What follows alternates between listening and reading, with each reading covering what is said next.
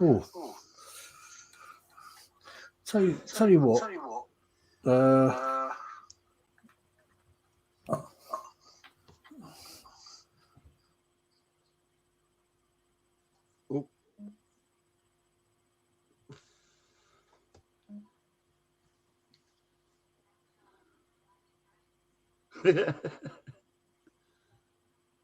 Now we can't hear you at all, David. Say something. You've muted yourself.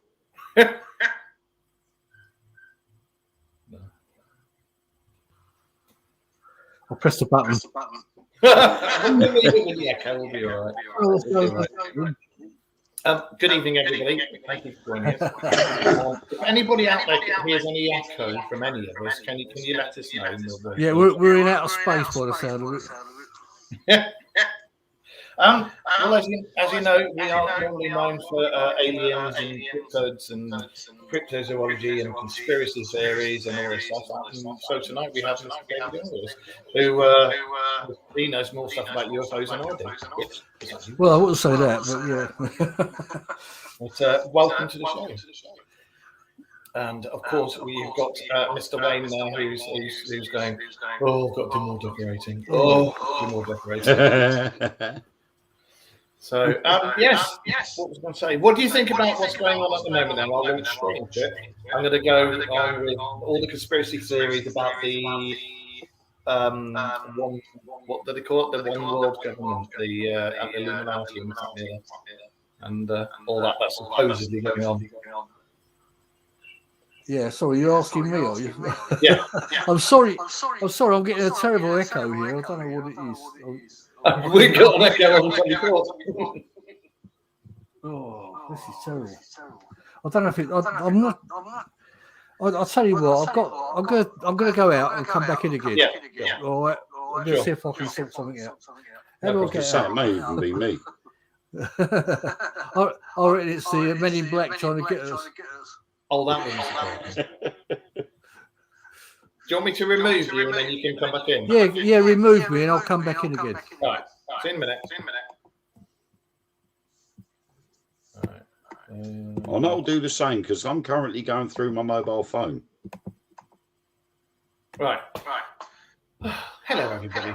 I am everybody. Wow, now there's an echo. Yeah, you can. Which one are you going to be on? Your phone or your laptop? That one, right. Fuck me. Now on my iPad. Right, you're on your iPad. Right. Yeah. Is that better? Well, I couldn't hear any echo in the first place, so. Yeah, there was. Who was it? Yeah, Eric said there's echo. Yeah. They're all saying there's echo. Yeah. Echo. And the bunnymen. Oh, hang on. That's what's going on here.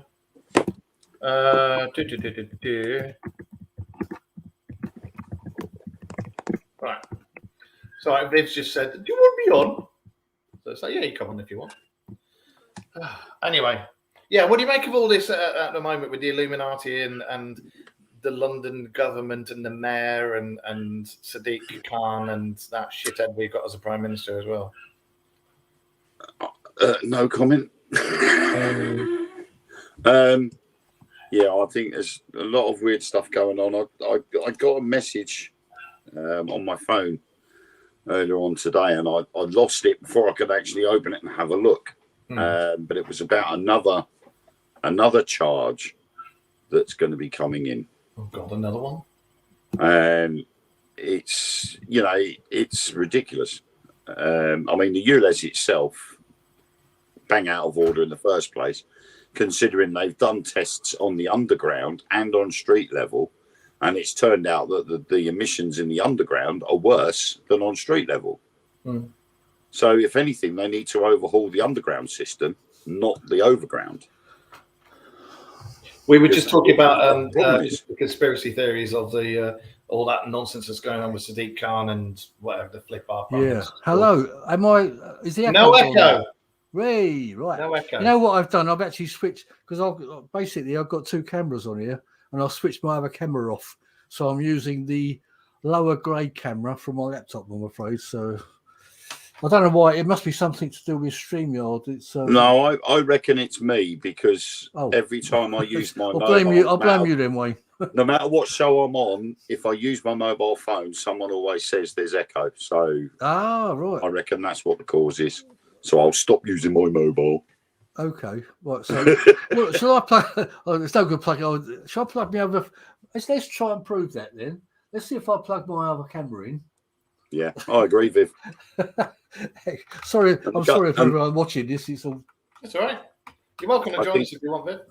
I think the worst part is that Sadiq Khan doesn't realise that, or I don't think that people realise that the government themselves can actually take him out of office. Yeah. Well. Look, they won't whilst Rishi Sunak is Prime Minister. No, Not at all. Sunak has to. Sunak has to go first. Please just get rid of them all. Just get rid of them. Get rid of the whole boiling lot and start again. It seems a bit. Right. Oh yeah, that is a better camera, isn't it? That is a better camera. Now, Yeah. have we got no echo now? No, no echo. Right. Okay. That's it then. That's good. So it was Mr. Wayne. It was Mr. Yeah, Wayne. I reckon it was me. Right. Okay. That is a better camera. And so you can see me in all my glory now. So how you doing anyway? How you been since we saw you? Yeah, I've had a bad cold, but apart from that, it's all right. I've been to it was the East Anglia event that we kind of got together, wasn't it? And we said we'd have to do some shows and things. And I do intend to get both of you on my show too, when I can get around to it. But I'm a bit full up at the moment, so you'll have to excuse me. There, you know, I've got people backed up sort of into next year, so but I'm going to have to do a few extra shows, I think. Anyway, That's because you're busy going out elsewhere. yeah, well, yeah, that's not. I mean, what I do, I only do a show every 2 weeks now. I mean, I think you do more regular shows, don't you? Every I only do week, one. yeah. So Yeah. I do a show every sort of 2 weeks now, but I've been doing 1 or 2 extra shows if need be. I mean, I might as well say now it's the Paranormal UK Radio Network for anyone that's sort of wondering what shows we're talking about. Yeah. And I've got a show called Paranormal Dimensions. Also do a show on Paranormal Panorama, which is linked to Outer Limits magazine, and that's called Strange Visions. That I'll do 1 a month on that one, so that's kind of another thing. But I've actually, since I saw you, I've been to the Awakening in Manchester. That's right. I've also been to Romania, went to Castle Dracula and all that sort of stuff. And a couple of just last weekend, I was at the Festival of the Unexplained, which was absolutely wonderful. It was brilliant. I just booked for next year, actually. Yeah, I saw the pictures for it as well, and yeah, I did see the notification that you'd booked tickets for next year as well. Yeah. Because you got to get in quick for that. Sorted, weren't they? Yeah, I mean they're not cheap, but they're actually worth. They're actually worth. They're, in my mind, they're actually worth it. I mean, to actually be in a sort of a ghost hunt with Dave Schrader off of the Holzer Files and things like that off the TV, it's great. You know, actually to be in the same room and all that, it's actually quite an experience. You know, not only Dave Schrader, there's several other people, well-known names and things. I don't know what the guests are for next year yet, but I'm sure they will be pretty good. Hello, Viv. Evening, Viv. Hello, Wayne, Mark, and the beautiful David Young. Hey, I'll pay you later. just got more ahead of me. I'll pay you later, Viv. Okay. But, How yeah. are you? Anyway, we were just talking. Yeah, I mean, you were asking my opinion about what's going on lately, Yeah. weren't you? Yeah. I mean, what are you actually referring to? Are you Well, talking about the aliens, the alien mummies, and all that? Oh no, the alien mummies don't. No. I've seen so many different things with them, and hi everybody in the chat room, and all that, and then that doctor's supposed to have said that they all come from one skeleton, and then they're not cobbled together. And then I saw the one of the cake, which looked like the skeletons, and then they cut the cake, and I was like, The problem is like I said a couple of weeks ago, is that I am almost dead certain that they've got people out there on purpose to go on social media Disinformation. and spread the disinformation amongst the real stuff. Because then if you actually see the authentic stuff and you think, wow, that's pretty hard hitting, see them get out of this, and then within a matter of days you all of a sudden see these little spoof videos and everything else, it will change your perception of what you saw originally. Yeah, that's true. And you start questioning yourself. Yeah. And then you're going, well, okay, so was that real or wasn't it? And then you just go, nah, forget it. I'm not going to bother. And then you scroll past it. And so then it goes out of your mind and you don't think about it anymore. So could they be doing this on purpose to keep you away from the truth? When you know the person that's involved in that thing with the new alien mummy thing, he was involved in the last fiasco of a few years back, which was all proven to be fake and fraud and everything. And they were using animal bones and other old bits of rubbish and just gluing them all together with building glue and all sorts of stuff. And I think this is just much the same thing again. You got the same bloke involved in it. You've got a TV channel called Gaia, which I think should be absolutely ashamed of themselves for putting stuff like that, because they've still got the old stuff on there from the previous lot that was pretty fake, and they've still got it on there, you know. So to me, what does that show you about what Gaia is? And I mean, I would never subscribe to Gaia because, to be honest, there's a lot of stuff they do seem to show which seems a very high quality, good quality, but you don't know if you're looking at good quality rubbish or good quality good stuff, you know, because there are people like Eric von Daniken who I've got a lot of time for, and he's the man that got me started in or interested in the whole thing in the first place. He's got shows on there, so, and I mean, people like David Icke have had shows on there, so as I say, it's not all rubbish, but unfortunately you've got to sort out the rubbish from the bad stuff, or the good stuff, I should say. I used to subscribe to Gaia, and I've seen some really interesting things on there. Like you said, there's been some really interesting stuff. Really well made, yeah. Yeah, and then there's some stuff that you look at and you go, you know. So you even tried to get me to subscribe to it at one point, and I'm like, oh, I don't know. I think I saved myself there, though. Because it's not cheap either, is it? I don't think. I mean, I don't know exactly what it is, but over a year, I think you get them for about £100, don't you? Something like that. Yeah. It's like, I think it's like £11. $7.99 a month or something stupid like that, similar to Netflix. Yeah. Oh, it's cheaper than I thought. Then I thought it was dearer than that. But, Viv wouldn't know because she only subscribes to Pornhub. But... I know. She told me. RedTube, if you don't mind. Oh, RedTube. Oh, okay. So, or was it OnlyFans? Yeah. Come look at my feet. OnlyFans. It does more than just feet. You know, underneath his t-shirt, he's got tassels.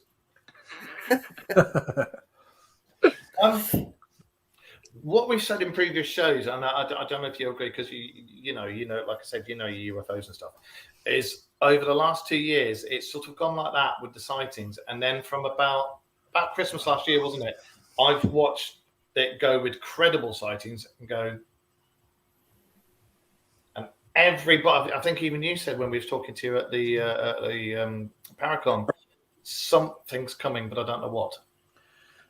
Yeah, I mean, in my mind, I think there's stuff being seen all the time. You know, I mean, I don't see stuff all the time. I want to put that straight out. You know, it's not as if we're all going out and seeing stuff, but I think there's stuff being seen all the time.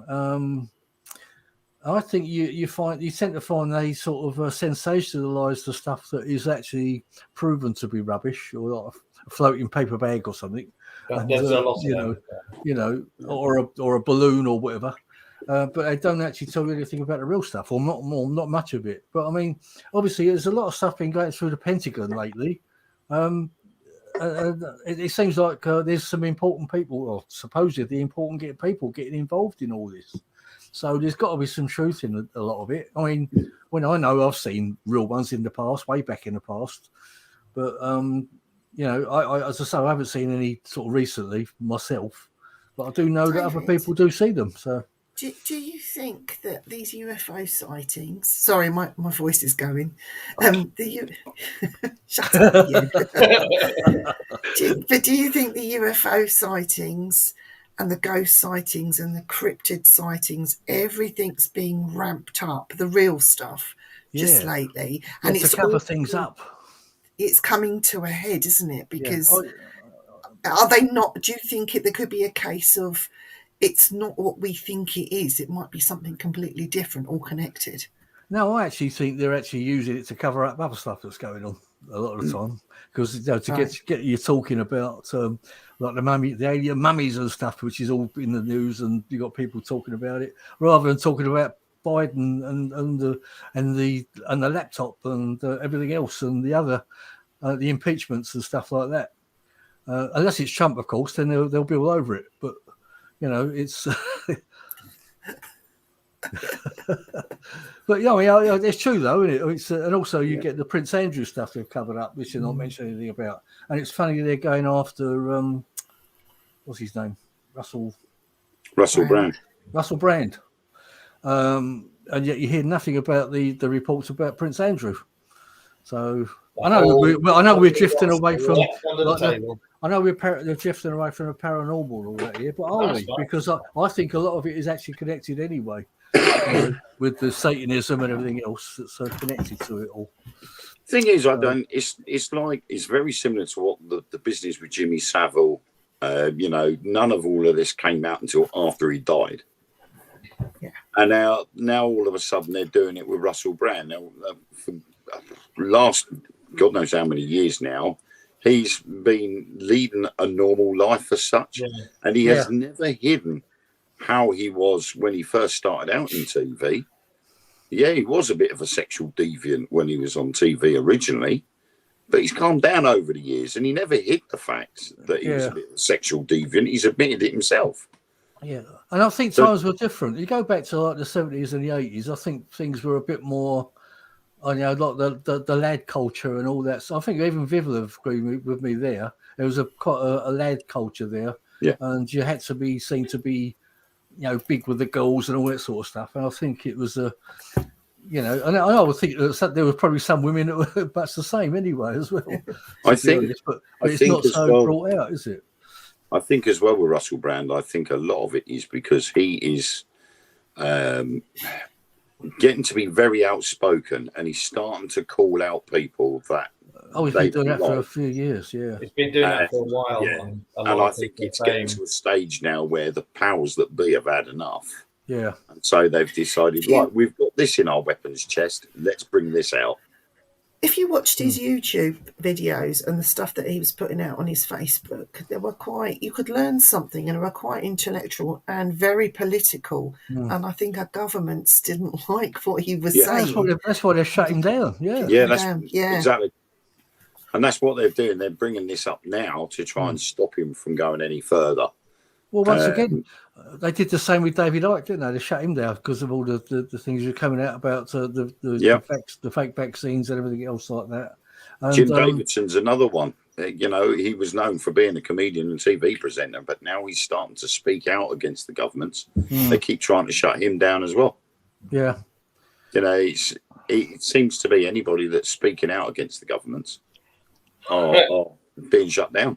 Yeah, and I'll say it's not exactly the governments. Also, it's the actual controlling governments behind the governments. That's more to the point, I think. Yeah, I see.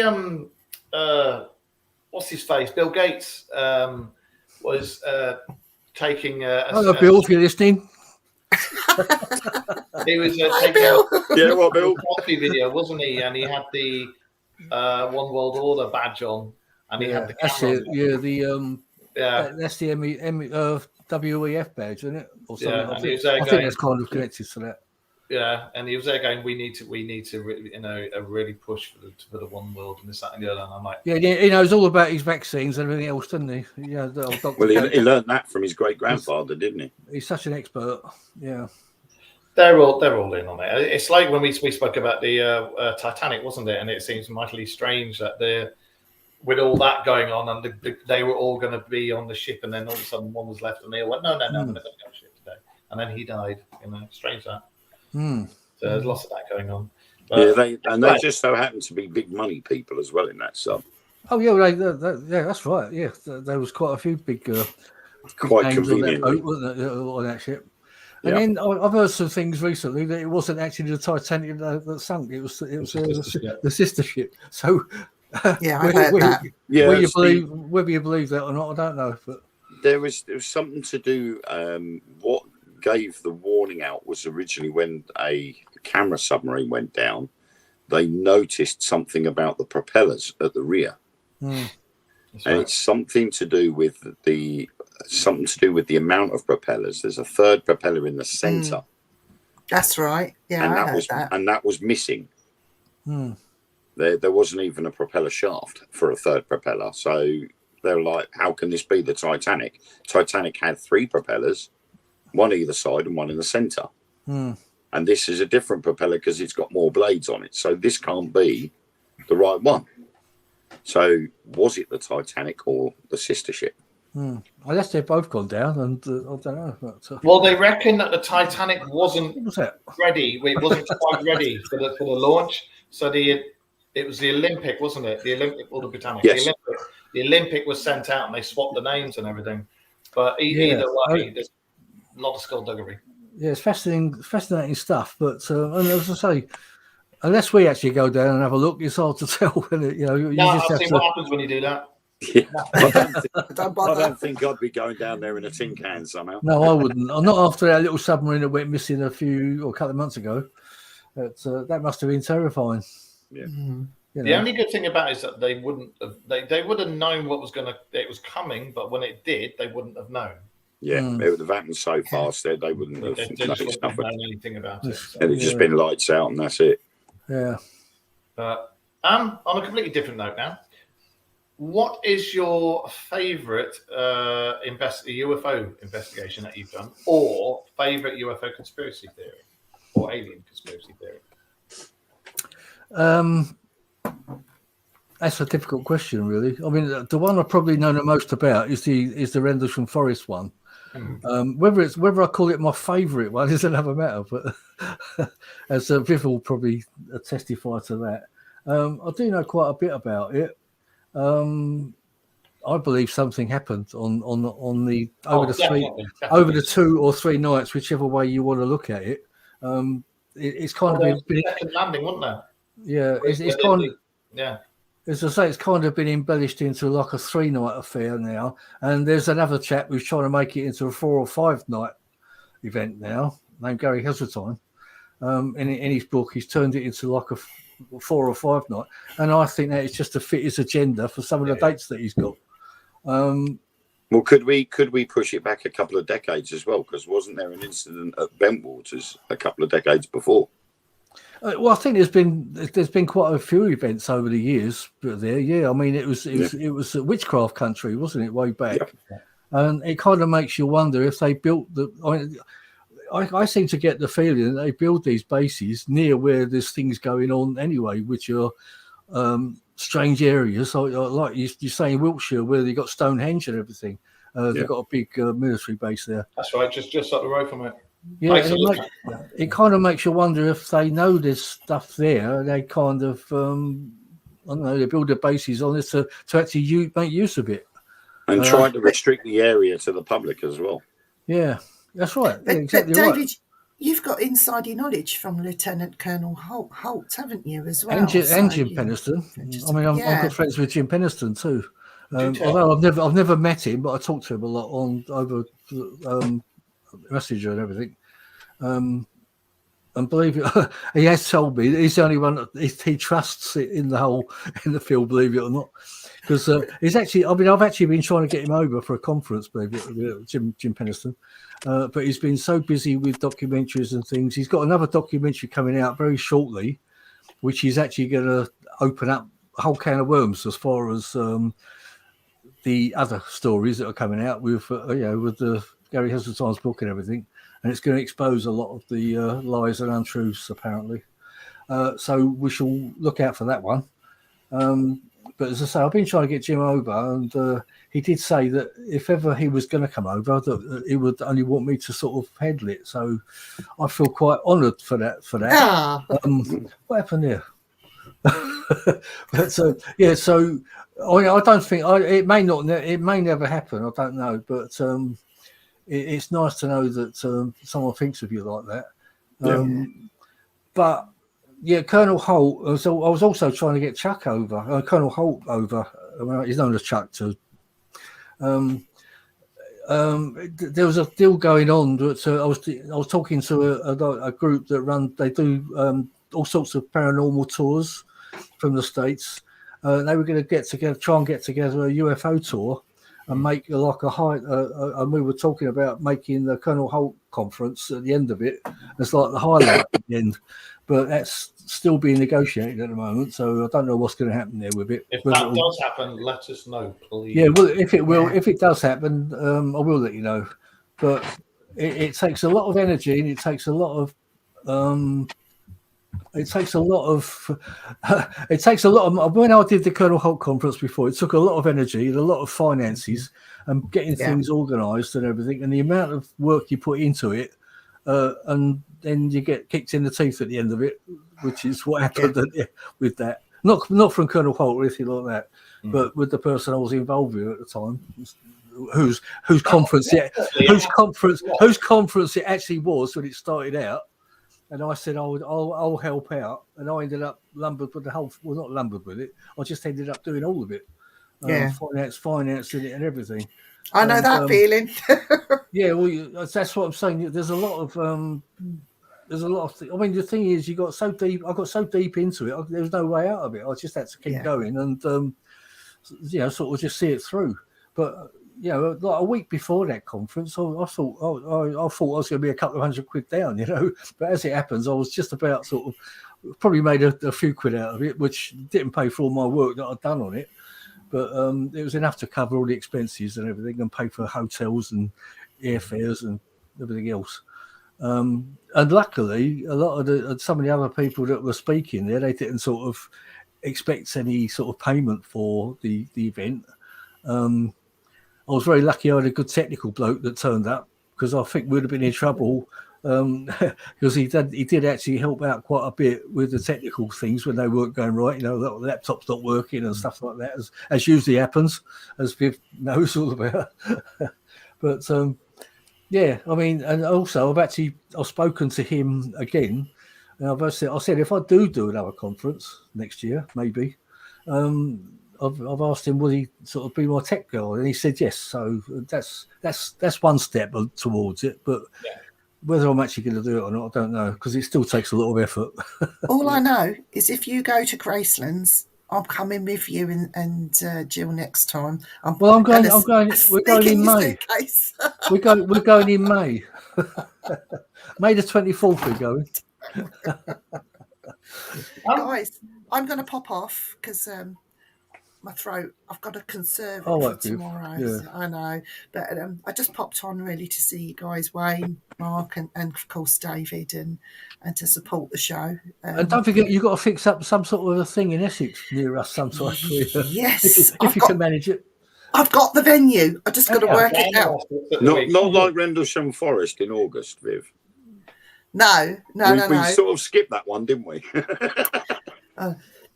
It's Dan's fault, but I've got a venue sort of penciled out, and there'll only be about 6 of us there, and it's that's nice. I'll speak to you off air anyway about it. All right. So. Yeah. But I'm going to love you all and leave you all. And take care of yourself, Viv. Nice to see you. I will, and I'll speak to you soon, David. Take care, everyone. Yeah. Cheers, Viv. Bye-bye. Bye. You know what? I know she's going to watch this. You know why she got a sore throat, don't you? I mean, if you'd have heard me last week, that's what I was like last week. I had to sort of delay my show that went out because I came back from Romania and I could barely speak. I had a cold and everything, and I was trying to get well in time for the Festival Without Explained. Yeah. So just about managed to do that. was I going to say? I sent you the photo, didn't I? That we took at Rendlesham Forest when Wayne and I saw that thing. I think you did. Yes. Yes, I did. Yeah, because that was the thing about Rendlesham Forest was when we went the first time and we were filming down there. And when we were in a break, That's right. Yeah. we were just leant up, looking up at the sky, and then all of a sudden we're like. But it was the whole series of things, wasn't it? Because there was the 6. It was the 6 before we saw that, wasn't it? We had the two that went over our heads in sort of from west to east. Yeah. Then we had the 2 stationary ones. Oh yeah. Then we had the one that sort of went like wobbly and wavy over the eastern horizon, and then all of a sudden there was 2 jets flew over. That's right. And we said, didn't we, on the app that they were military jets from Lakenheath. That's right. That had gone from west to east. And then it was about 3 or 4 minutes after that we saw the triangle.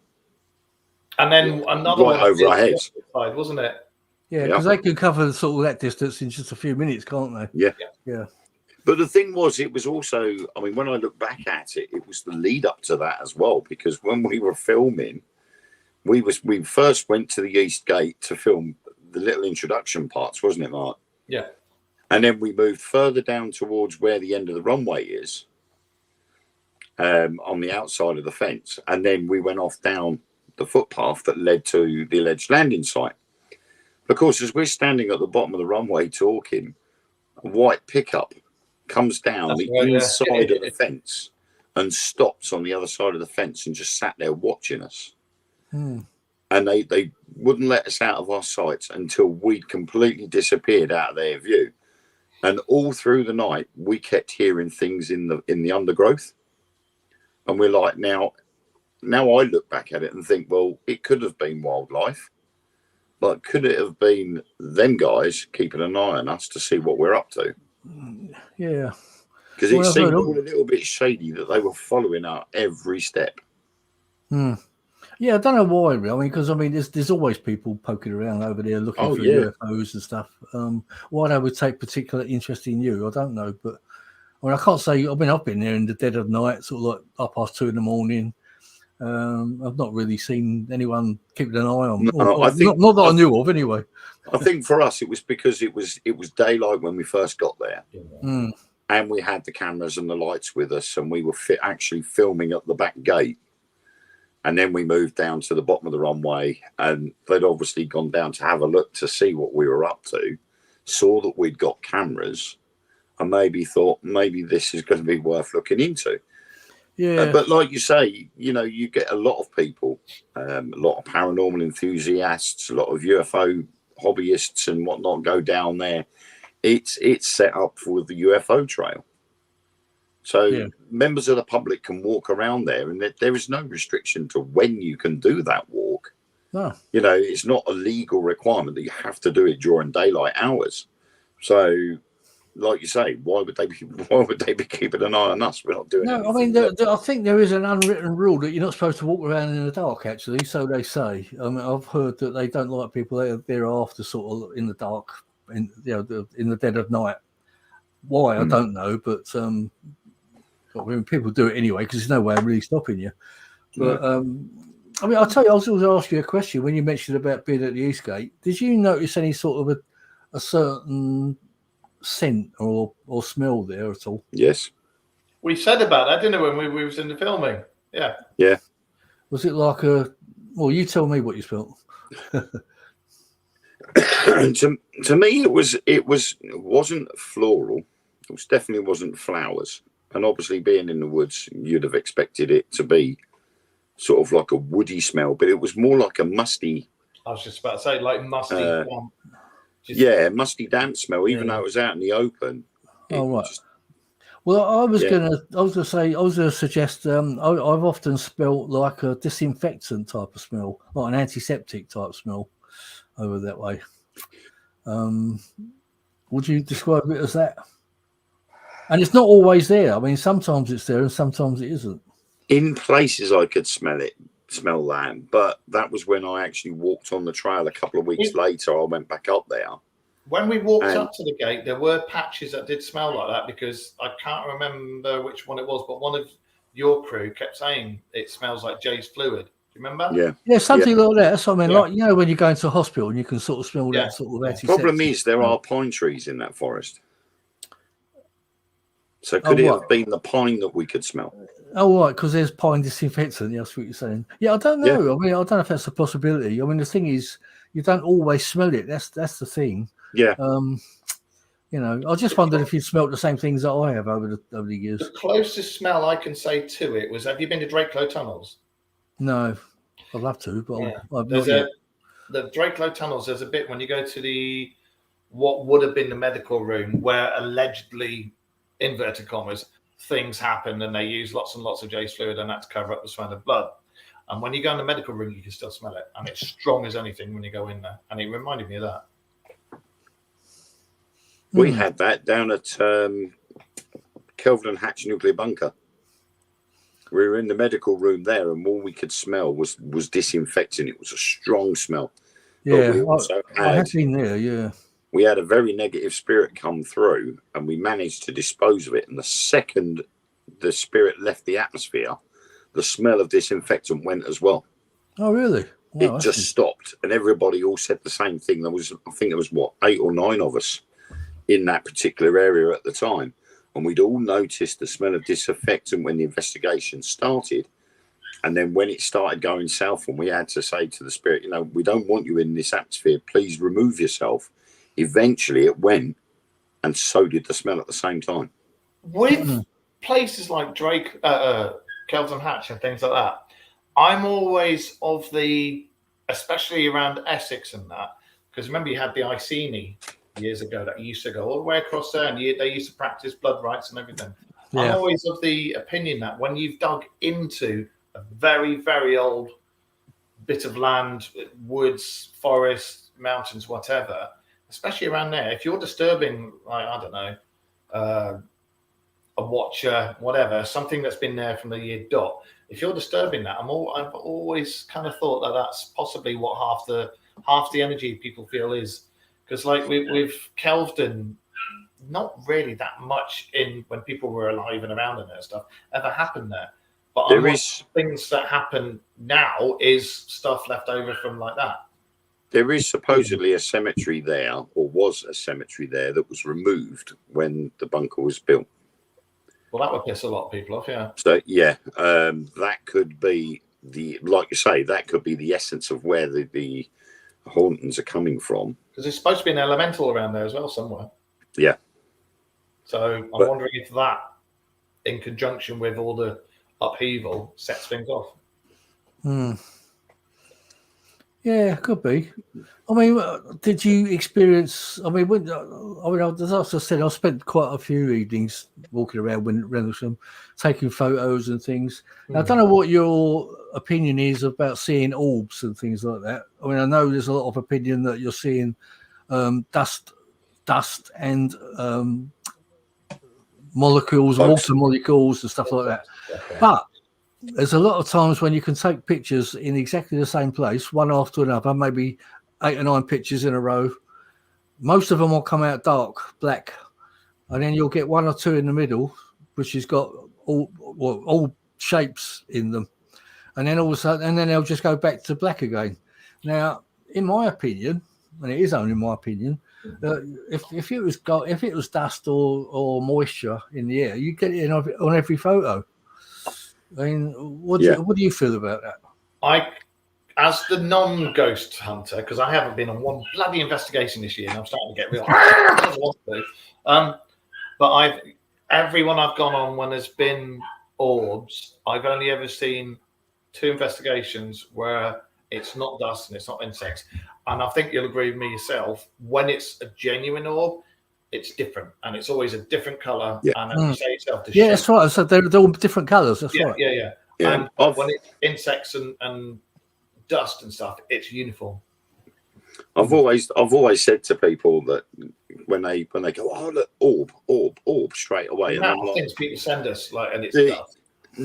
I would go down the road of saying about 96-97% of the orbs that people capture on video or camera are just either water particles dust, bugs, Yeah.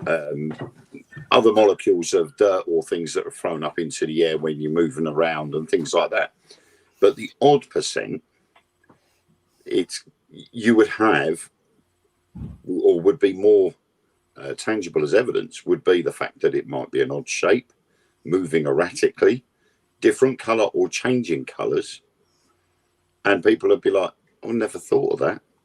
Yeah. And I've seen a video footage, live video camera, of someone sitting in a, I think it was the condemned man's cell where they used to hang the prisoners at Shepton Mallet, and the guy was sitting at the table. The hangman's noose was right in front of him, and this black orb came in from behind him, literally went to the back of his head and stopped, and then quickly turned back and went back the way it came. Now, dust particles won't do that unless there's something forcing it back the other way. So you'd have to have a fan, or someone would be blowing air in that direction. But it literally went to the back of this guy's head, then turned around and went back the other way.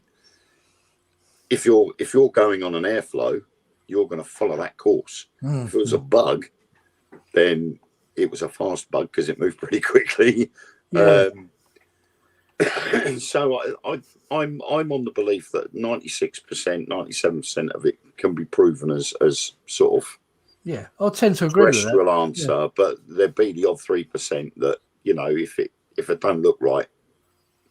And they proved it, didn't they, with I think it was in 1990, 91, where somebody had said they caught something paranormal on camera in Iraq during the Desert Storm. And it turned out to be what they called skyfish. And it was where the camera had taken the picture of a bug going past the front of the lens. And the picture was taken so fast that it caught the individual wing beats. Oh, it's like these rods, these rods that people see. Yeah, they're also known as skyfish. And everybody was going, "Oh my God, it's a ghost, it's a ghost." And until someone worked in, I think it was Fujifilm or Kodak, had turned around and went, "No, this is what happens when you actually take a picture of a bug that's flying past your camera lens at the same time you're taking a picture." Yeah, so depending on the film, or obviously back in the days of the film, there's the speed of the film or whatever. Yeah. And also it's the optical lens. The shutter speed. Yeah, the shutter speed. The shutter speed is now so fast, especially with digital cameras now, it's almost non-existent. So Yeah. skyfish on a digital camera now are pretty much non-existent, simply because the shutter speed's that much quicker. But with the orb side of things, it's, you know, I've seen a few orbs that I can honestly say I can't put down to water particles or dust or anything like that. Yeah, I think the funny thing is with some of these old pictures I've taken and other people have taken, you'll take a picture and also have these all shapes appear in them, but they also over the next photo that comes along, those same orbs seem to have moved to a different position. They're the same colour, you know. So, and then of course, like I said, and then you'll take another picture after that, and they're all gone.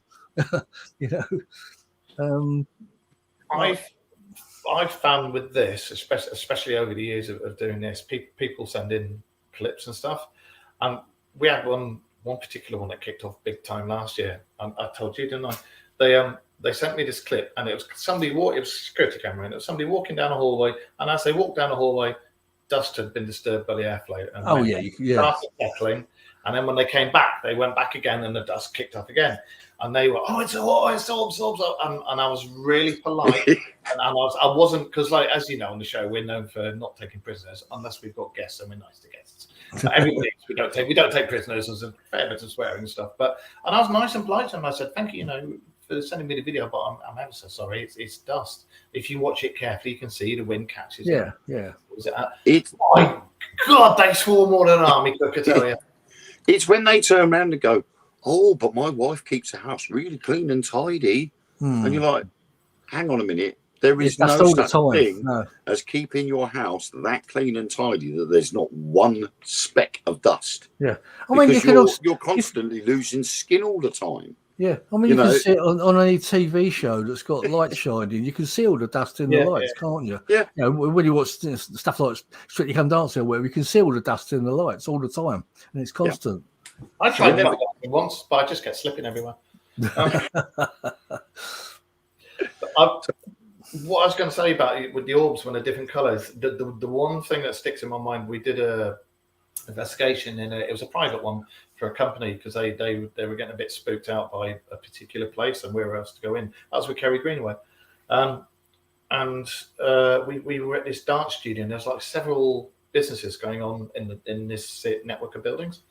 Long story short, we found out why people were feeling sick and feeling that people were watching them and this, that, and the other. There was a generator room downstairs which had like several heavy-duty generators in this wonderful room.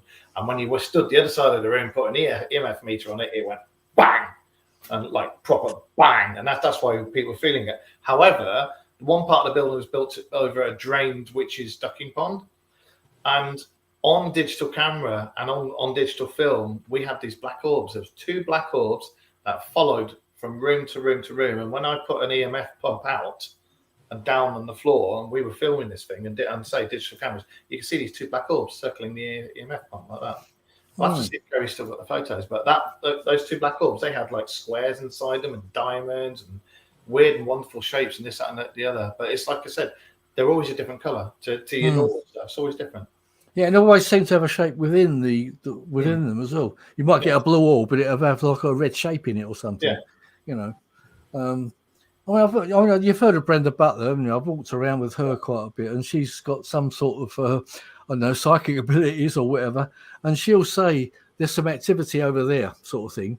And you point your camera over there, and that's where you'll get your orbs, or you'll get, or sometimes you'll get like a misty shape will pop up. And she's got some terrifying pictures of some like monstery type shapes that she's taken, and you can't see them with your eyes.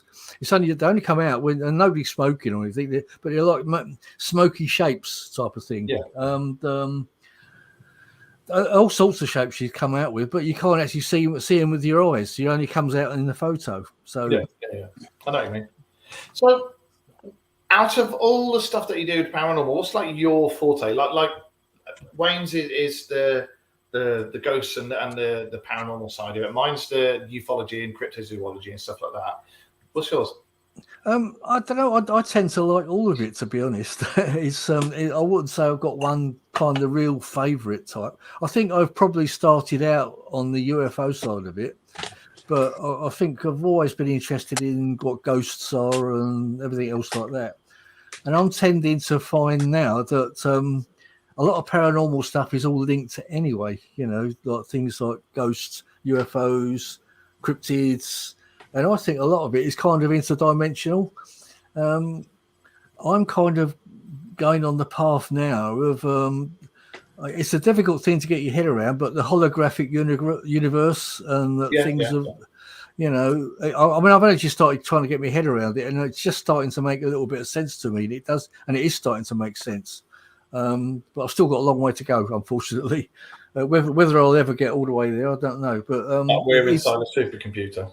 Yeah, well, yeah, maybe. Well, there, I don't know, but it does seem that because nothing is solid, and you can understand different vibrational waves and everything, and things vibrate on different planes, and you know things that can be going on all around you, actually different times. I mean, we know there's no such thing as time, and maybe things are all happening at the same time on different wavelengths, and that's kind of where I am, I think, at the moment. Well, they used to say, wasn't it? They used to say it was like past, present, and future. But now they're saying that like past, present, and future are actually in a line and run along together. And that if we could just find a way of nipping up, we could do it. Yeah, I mean, I absolutely believe in life on other planets, and I believe that they're probably, you know, there's probably some out there that are millions of years in advance of us. So there's absolutely no reason why they couldn't be visiting us, and if we were that important, which I don't think we are, or anywhere else in the world. But I actually think a lot of what we're seeing is actually interdimensional stuff now. That's only my opinion. I've got no evidence for it. You know, I can't back it up. But that's only, you know. one of the things we've talked about in quite a few shows before is portals and things like that. Like and when you like the Irish at Tuatha De Danann, the precursors, the ones who were before us, the fays, the fairies, the elves, they disappeared through portals. And the Native Americans talk about portals and how these people who were soon way, way, way superior to us just went through portals. And if you've got the knowledge, you can go through the portals as well. Yeah, yeah.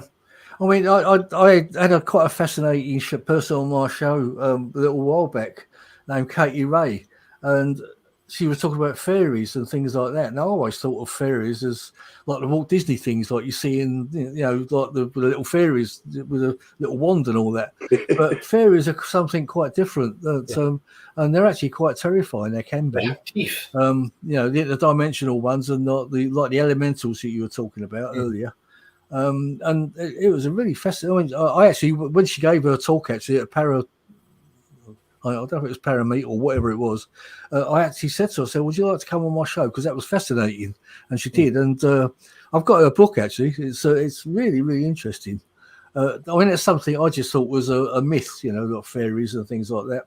But I'm finding a lot of these old myths, I find there's a lot of truth in a lot of them now, or seem to be. Yeah. Every myth and legend that we've ever spoken about, and I've always said the whole reason I started doing this, like as a kid, I got into all the stuff. It was for every single legend and myth and story and urban legend and whatever, there was that tiny little spark that originated it. Like dinosaur, the word didn't exist back in antiquity.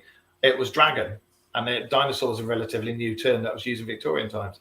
So, when you've got all the stories of George and the dragon and the Chinese dragon and the Japanese and the European and this, that, and the other, were they referring to, it wasn't dinosaurs, it was something else. Yeah, exactly. Sorry, the other way around, dragons didn't exist. Yeah, I know what you mean, yeah. Yeah, I know what I meant, I'm tired. It's getting out to my bedtime and all. Well, we'll finish in there. But do you know what I mean? Every single thing had that tiny little spark. So what was that spark? Like Loch Ness, Nessie. I don't see why they do something about that migrates, and that's why you only see it certain times of the year, and yet you'll see it at another lake in Norway on the times of the year it's not seen in. That's right, and yet it's the same as Bigfoot and all the others, isn't it? The Vulnerable Snowman and all sorts of different things all over the planet. They're seen sometimes, and they just sort of disappear and no sign of them. But they do leave sometimes physical traces, which can be seen. I mean, go back to Rendlesham Woods. I've heard stories about a big cat that wanders about the woods. Oh, there's lots of them all over the UK. There's loads in Somerset. Loads in Somerset. That particular area is known for black shuck, isn't it? Rendlesham and Dunwich area into Norfolk. Black shuck is quite well known. Yeah. I mean, I would like to say, when you were talking about seeing lights and all that, on several occasions when I've been in the dead of night, we've actually seen, somebody pointed out to me, first of all, there was a star that started moving, and then it stopped, and then it moved, and then it stopped. I mean, we know stars don't do that. And I saw that years ago when I was a kid. And then there was another one started doing the same thing. So it looked like two stars were actually moving and stopping and moving and stopping. And we were watching them for probably a good 15, 20 minutes, And that was by Eastgate. Or not. But that was like like the stars over Eastgate. Yeah.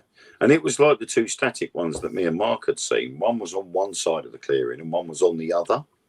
And then within minutes later, both of the stars had gone. They'd vanished. And it was a clear night. There was only a few wispy clouds floating about. And that's what alerted us to the triangle, wasn't it? Because we looked up. That was bizarre. And we could see the 3 points. But there was obviously being no light pollution there whatsoever. You could see all the stars. You could see all the stars in the sky. They were everywhere, thousands of them. And yet in that black triangle, there was absolutely nothing. And every once in a while, you'd see a wisp of cloud go underneath it. And that was the point then when Mark was like, right, let's get photos of this. Because no one's going to believe us. Yeah, could that have been a secret military aircraft? Do you think? Whatever this was, it was huge. And it was huge. Well, at least 2 or 3 football fields. And it was, yeah. I mean, for the size of it, I mean, we've seen pictures of the TR3B, and in comparison, this was 10 times bigger. Really, that's wow. And most of the TR3Bs have got something in the center of the triangle. This was just nothing. It was total black, and all you could see was the lights on the 3 points, and that was it. It would be what I would call, in shipping terms, you have like the mothership, you have the battleship, the aircraft carrier, whatever the biggest ship is. That's what that was in their terms. I think it was whatever it was huge, and it was big, and it blotted out the stars. It was big. It was big enough for clouds. It was big enough. It wasn't high enough for clouds to pass underneath it. Yeah, it's quite amazing. I mean, so that gave us the perception of how big it was. Yeah, simply because clouds were passing underneath it. Yeah, I mean, did you make any sort of inquiries about it? To the powers that be? We use all the different apps. We use like Military FreeDart, all that. Like we checked Elon Musk satellites. We checked other satellite launches. We checked the International Space Station, because we've seen a few UFOs and stuff we've done, and we always check it straight away. Yeah, that's right. Because in the woods you can actually see the satellites going over. I know. Yeah, it was none of it. It wasn't Starlink. It wasn't anything. It was 3 static points of light. But it was a solid mass, because, as I say, in that triangle there was no stars. All the stars were outside. You could see the triangle by the stars that were around it. It was very similar to the background on this on the bottom right hand side of our background there. It was very similar to that, apart from the blue hazy bit. So you could see all the stars except for this black triangle in the middle of it. Yeah, I'm sitting next that was the view we were being treated to, and we're like, we were like, and a few of them had gone off to go and get some camera lights and stuff, and they missed it. And when they came back, we were like, "You're never going to believe what's just happened." And then when we showed them the picture, they were like, I mean, being as on the cameras, could they? On the professional cameras, they couldn't get it. And we had our phones, and luckily it's got the pro stuff on it, so you can adjust the light settings and everything, so you can get it. And we got it, and then it was just. And then do you remember there was another one? And these things turned up with no noise. We didn't even know they were there. Just went bang, turned up, and there was one mirrored it on the other side of the clearing, wasn't there? Yeah. There was one, and then there was all that nonsense with all the other things flying about, and then this other one just appeared, and we were like, "What the hell?" Yeah.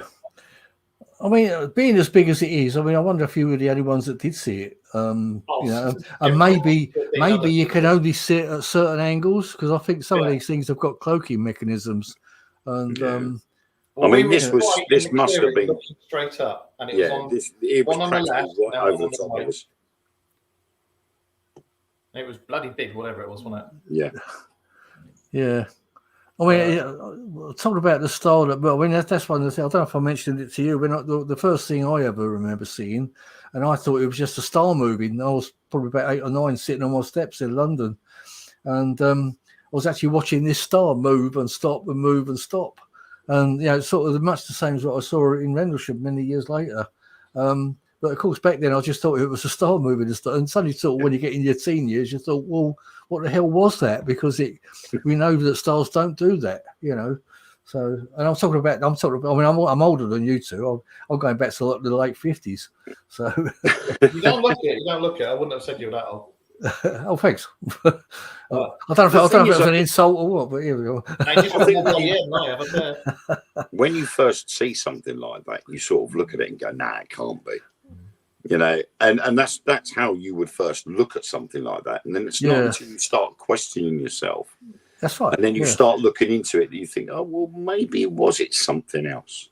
Yeah, I mean, there was, even back then, back in the late 50s, I'm talking about the late 50s, we didn't have all the satellites even that were flying about now. They were the early days of like Telstar and all these sorts of things that came along around about 1960. So, and also, you've got the likes of the moon landings. That wasn't until 1969 onwards. So, you've got rockets going up there, but obviously, you set up a Saturn rocket up into space. It's not going to start and stop. Stop. I mean, you've just opened another interesting can of worms there. I mean, there's a lot of people don't believe that we went to the moon. Personally, I do, because I was involved in a lot of military equipment that in the late 60s. That was my job, and I was working on a lot of military microelectronics at the time, so I sort of knew what our capabilities were. So, and I do remember following the moon landings. I mean, what's your opinion? Do you not believe? I do think they landed, but I think they found stuff or were. Oh yeah, definitely. No, I don't. They've never. I do agree entirely. They've never been straight, about. I was going to ask they you a found. question.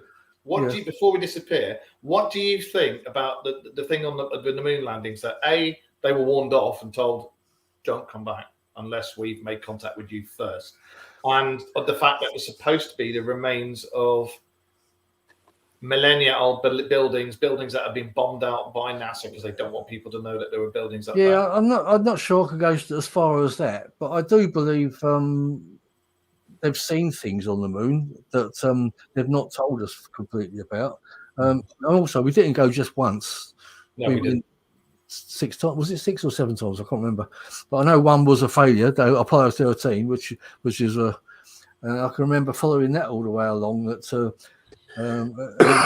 Around the moon, and they sort of brought it back by using the landing craft. That in itself was quite fascinating. I mean, a lot of people would say that well, if they didn't go to the moon, what happened there then? Because they actually must have gone around the moon with this landing craft and brought it back again. So there was the thing with the original landing, wasn't there, when they switched channel? Yes, there's two. You got a private channel. Yeah, the guy was monitoring it, and he heard them saying they're watching this. Not Neil Armstrong, and right. And there is also the story and a very popular thought that the Apollo missions didn't stop at Apollo 17. Oh yes, right the way up to Chinese Apollo 20. Yeah, I remember seeing that film Apollo 18. Did you see that one? There's a film called Apollo 18 and Why We Never Went Back, which is actually quite a good film if you want to catch up. Is that with the ship that had the pilot with the weird scaffolding round her? I actually can't remember, but it's about the he knows what I'm talking getting about. mixed up with Bob the Builder. That's what it is. No, Scaffolding. No, I'm sorry. I'm not. Weird breathing tubes or something. It looked like weird sort of bony type scaffolding when they found this. It could. Yeah, that's right. I know. I can't actually remember the full facts of the film. I mean, it was quite a long while ago I did see it, but I know it was quite creepy actually, and it was kind of the reason we never went back because there was aliens there telling us not to be there and stuff. Yeah. So. Yeah, because then you got the moon is hollow. Yeah, well, it's a possibility. When they smacked something into it, it rang like a bell. Apparently, I've heard stories about it. It shouldn't actually be there and stuff like that. And the measurements between Earth and the Moon, and they come to I don't know exactly. I think it's 250,000 miles or whatever it is. Yeah. But for the size of it, it shouldn't be there. And you're right; it does echo, make a metallic sound when it's struck by something. So, what is it? There's rocks on the moon that they've tested because there was supposed to have been another planet near Earth, wasn't there? And there was a big cataclysm, and it sort of went collide. There was a collision. Yeah. And that's why you've got the asteroid belt, and that's why the bits that came off Earth, and because on part of Earth, you've got bits that are on the moon. But it's supposed to have gone concentric force, wasn't it, and made the moon? Yeah, something like that. Yeah. I mean, we hear the story about the Van Allen belt, and we can't go through it, and all sorts of stuff like that. That's been proven to be false because, yes, the Van Allen belt is actually dangerous, but it's how long you're in it is the thing. If you go through it fast enough, it's not a problem. So that's kind of where that goes. When people say about it's too dangerous to go through, it's just not the case. It's just how long you're in it. Yeah, I mean, they was like, it's the radiation that will kill them soon as well. But if you've got I know obviously costings and the weight of the vehicle, which in space is going to be almost non-existent anyway. So if you've got the capsule that you're in is lead lined, you're going to have some protection for the astronauts anyway. So and then like you said, the speed and velocity going through the Van Allen belt would help ensure that they were in no danger. Yeah, that's an important factor, which is all measured into the thing in the first place. And when they wait for the right window and everything to leave, when they do go. And it would also flip the other way if extraterrestrial was to come from planet Blip so many thousands of light years away and come to Earth and actually land on Earth, they've got to come through the Van Allen belt as well. Yeah. It works both ways. They would have to come through that belt to get within Earth's atmosphere. Van belt. But of course, I mean, we could be talking, like I said, we could be talking about a civilization that's thousands of years more advanced. Exactly. So they would have some sort of. I've got one thing for you before we disappear, and this is one that cracks. Are you going to really disappear like magic, or? Yeah. A wizard walks into a gay bar and disappeared with a puff. So yeah. Sorry, I put you right off, didn't I? Go on, Karen. So I've had people message before, and I've told Wayne about it, and I've upset people about it as well. Like I respect if anybody's religious and this something. I respect if you believe in something, good. I'm not going to sit there and poo-poo you and this that and the other. Absolutely, yeah. I'm not religious myself, but yeah, each to their own. Yeah. I've had people saying to, I think I sent Wayne the messaging and stuff. We can't possibly have been in space. We can't get into space because of the firmament. Yeah. And as soon as I see that, I have to go. Yeah. Right. What are your thoughts on the firmament? And could the firmament in the Bible be the Van Allen belt? Possibly. I won't say it's impossible, but I mean. The firmament. What do you actually mean by the firmament? Are we talking about the flat Earth theory? The dome. The big dome. Oh, that type of thing. Yeah, like we're living under a dome. Yeah, I don't believe that for a moment. Yeah. It's the same. I think whoever started that must have been reading Stephen King's Under the Dome. Yeah, I mean, it's like the flat Earth theories and everything. I mean, why did we need? That would have knocked everything off the edge if the Earth was flat. Yeah, I mean, we've got instruments that you need to, when you're going around like if you're on a ship or whatever, they've got instruments which you need to go around the globe because they've got like a globe shape on them. So why would you need that if the Earth was flat? Yeah. And there's also another design I saw, what I've seen on Facebook, which goes around sometimes. You got like a flat Earth picture, like a round circle, and you got like a lamp standing there, and you can just turn the lamp on and off. So you got day night, day night, day night. Yeah. I asked a flat earther once if we all stood on one side of the flat Earth, would we tip over? They didn't answer it. They didn't answer it whatsoever. Yeah, it's locked for some reason. Really unbelievable that in this day and age. I mean, I'm sorry if there are some flat earthers out there just watching this, but you're going to have to go a whole lot way, a lot further to convince me that it's a flat Earth. But I mean obviously, those people out there that believe that though, they think that we're all daft. They're the ones that are right. So there was a very well-known video where this flat earther guy. He was going to prove everybody that the flat Earth existed, and he'd got all these laser measuring tools and everything else, and he was like, "Look, this laser proves that we're on a flat Earth." And then someone had said to him, "Hang on a minute, you do realise the Earth is so many thousands of miles around, and you're only measuring from point A to point B, which is a rather short distance. If you measure it from a further distance, you will find the curvature of the Earth in your measurements." As soon as he did that, he went, "I'm not doing that experiment again."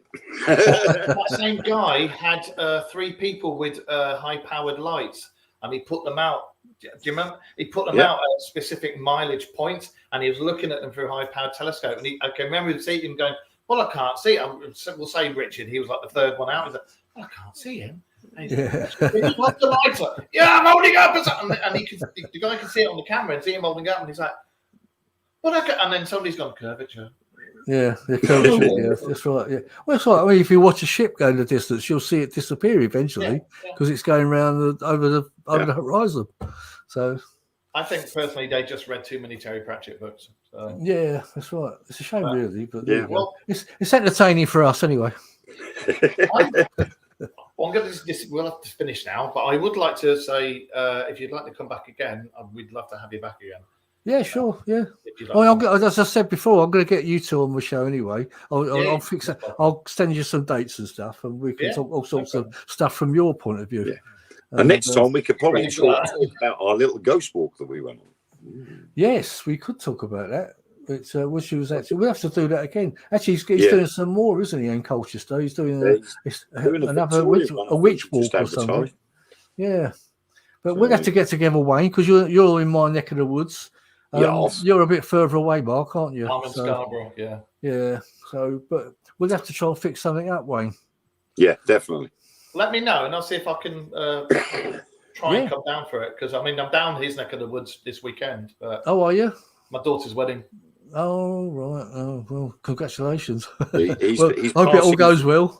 He's going to be passing through.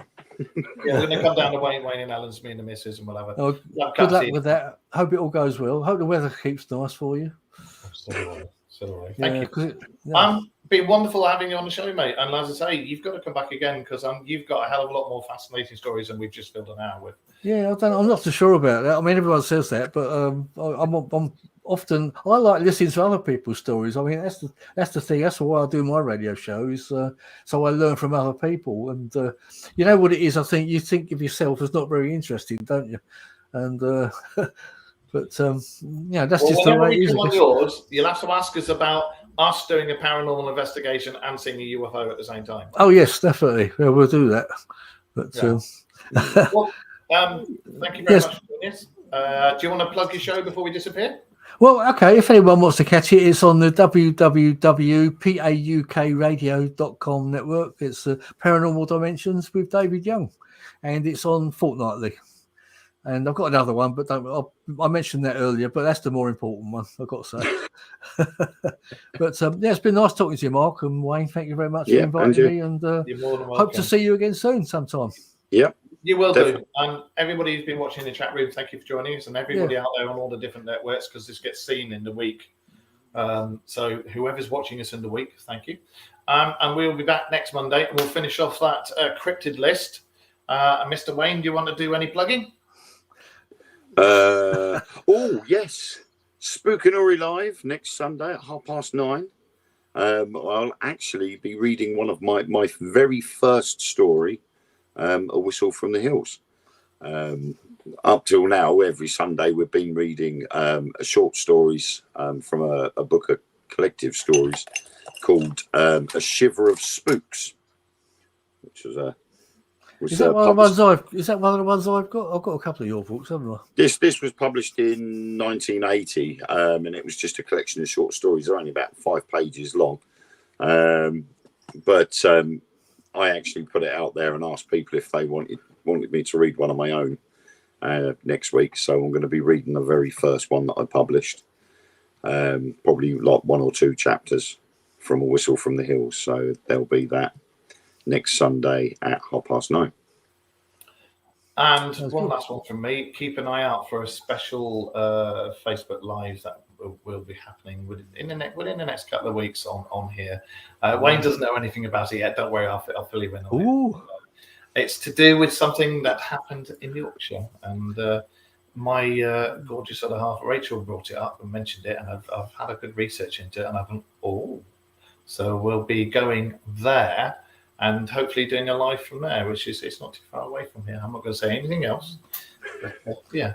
So on that note, thank you very much for everybody joining us, and we will see you all soon. So see you next Monday. And as I said before, thank you for joining us, David. It's been It's been a pleasure. Thank you, Mark. Thank you, David. As you, Wayne. Cheers. Bye bye.